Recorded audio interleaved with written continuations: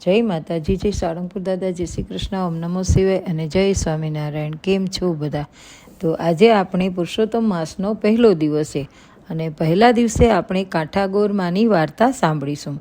પુરુષોત્તમ માસ આવ્યો, આખા ગામની સ્ત્રીઓ વ્રત કરે, સવારે વહેલી ઉઠી નદીએ નાવા જાય, નાહી ધોઈ કથા વાર્તા સાંભળે, કાંઠાગોરનું પૂજન કરે અને પુરુષોત્તમ ભગવાનનું સ્મરણ કરતાં કરતાં ઘરે આવે.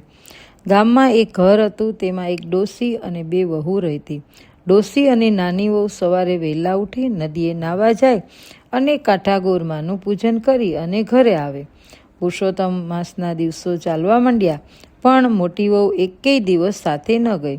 નાની વહુને થયું, ચાલો આજ તો મારા જેઠાણીને બોલાવું. એમ વિચારીને તે પોતાના જેઠાણી પાસે ગઈ અને કહ્યું, ચાલો ભાભીજી, નદીએ જઈએ, નાહીશું, ધોઈશું, કથા વાર્તા સાંભળીશું, કાંઠાગોરનું પૂજન કરીશું ને હરિગીત ગાતા ગાતા ઘરે આવીશું.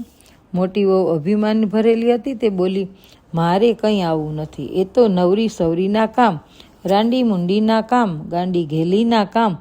હું ક્યાં તારા જેવી નવરી છું? મારે તો રજવાડેથી આવે, દીકરો નિશાળેથી આવે, વહુ પિયરથી આવે, દીકરી સાસરેથી આવે, અને વળી મારે તો ઘૂમતા વલોણા અને ઝૂલતા પારણા, કેળમાં કિક્કો ને કપાળે ટીકો, વાડે વછેરા ને પરવાડે પાડા, કડકડતી ખીચડી ને સુવાવડી દીકરી.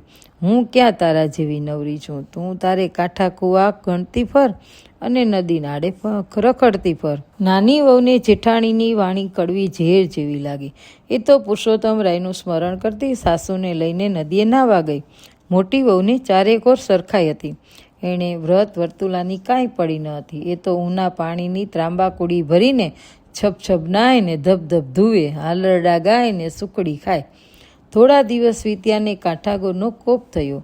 આજે મોટી વહુને તો રજવાડેથી ના આવ્યા, દીકરો નિશાળેથી ના આવ્યો, વહુ પિયરથી ના આવી, દીકરી સાસરેથી ના આવી. મોટી વહુ તો ધ્રુજી ઉઠીને જુએ છે ને તો વાડે વછેરા નહીં, પરવાડે પાડા નહીં, વલોણા ઘૂમતા નહીં ને પારણા ઝૂલતા નહીં. મોટી વહુને પોતાના અભિમાન માટે ખૂબ પસ્તાવો થયો. એ તો સવારે વહેલી ઉઠીને દેરાણી પાસે ગઈ, સાસુજીને પગે લાગી અને વિગતે વાત કરી. કહ્યું, મારું તો ધનોત પનોત નીકળી ગયું, હવે હું શું કરું?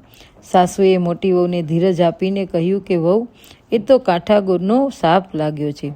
તું કાંઠાગોરનું વ્રત કર, ગોરમાં બહુ દયાળુ છે, તેની કૃપાથી સૌ સારાવાના થઈ જશે. મોટી વહુએ કહેલું માન્યું અને ઝટ દઈને ઉઠી છાબડીમાં ફૂલ અને દાબડીમાં કંકુ લીધા, ધૂપ અને દીપ લીધા, શ્રીફળને સોપારી લીધા, કળશને કંકાવટી લીધા અને ખંભે ચૂંદડી નાખી ને નદીએ નાહવા નીકળી. મોટી વહુએ તો નાહી ધોઈ કથા વાર્તા સાંભળી, કાંઠાગોરનું પૂજન કર્યું અને ગીત ગાતી ઘરે આવી. ઘરે આવીને જુએ છે તો જેમનું તેમ પહેલાં હતું તેમ થઈ ગયું.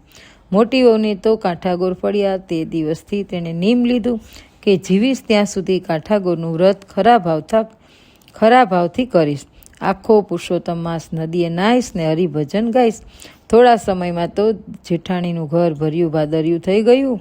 જય ગોરમાં જેવા મોટી વહુને રૂઠ્યા તેવા રૂઠશો નહીં કોઈને, અને જેવા મોટી વહુને ફળ્યા તેવા સૌને ફળજો. જય પુરુષોત્તમ રાય.